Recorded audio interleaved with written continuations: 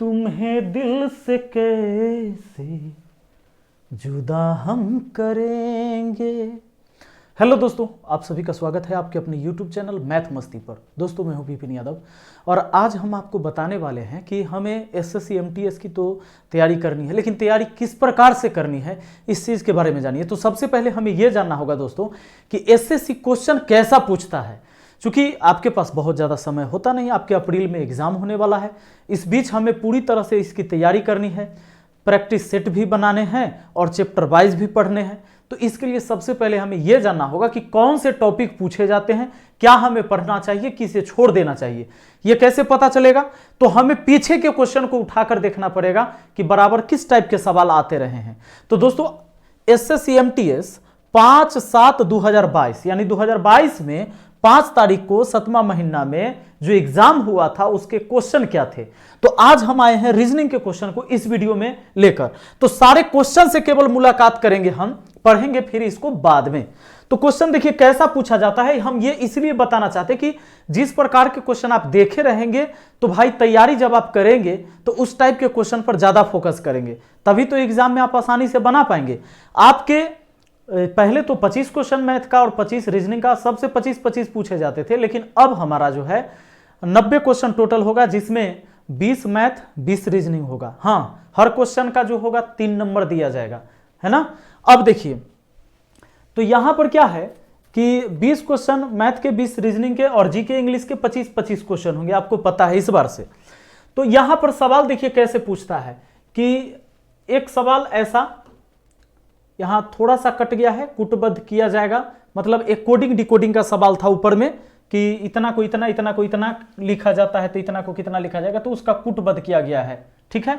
फिर देखिए सवाल है कि 5 पंक्ति में पी क्यू आर एस और टी एक सीधी पंक्ति में उत्तर की ओर मुख करके बैठे हैं, क्यू एस के बाएं निकटतम स्थान पर बैठा है, आर और टी के मध्य 3 व्यक्ति बैठे हैं। तो आपको ये सीटिंग अरेंजमेंट वाला सवाल हो गया, आपको ऐसे ऐसे करके जो 5 व्यक्ति बैठाना होता है ये हो गया। तो ये चीजें समझ ली।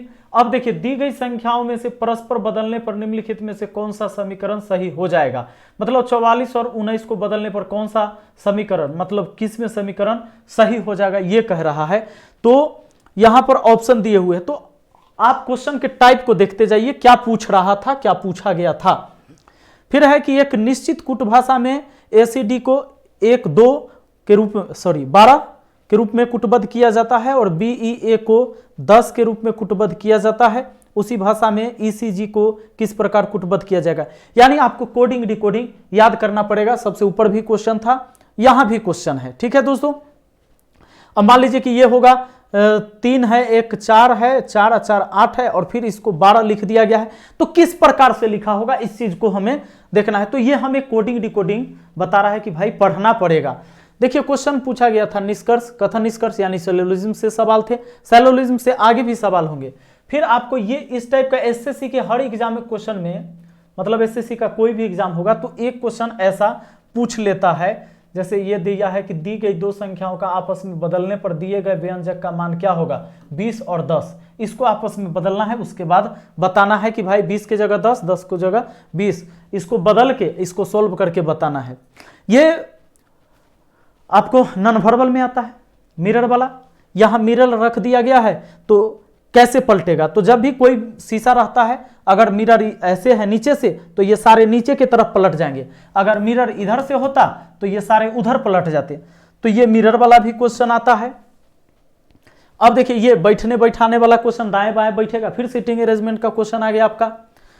क्वेश्चन यहां देखिए 7 धावक ABCDEFG एक दौड़ में भाग लेते हैं, E के आगे किंतु F से पीछे है। तो ये जो है रैंकिंग का क्वेश्चन है, आगे पीछे करके बैठाना है, नहीं कोई आगे जाएगा कोई पीछे रह जाएगा।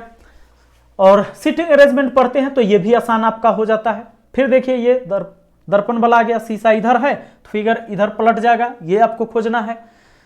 उसी तरीके से आगे ये देखिए, ये इसमें सीरीज नंबर सीरीज 17 25 34 44 55, तो आगे क्या होगा। फिर वही है श्रृंखला दिया हुआ है आगे कि भाई ऐसे ऐसे नंबर जाता है तो आगे क्या होगा।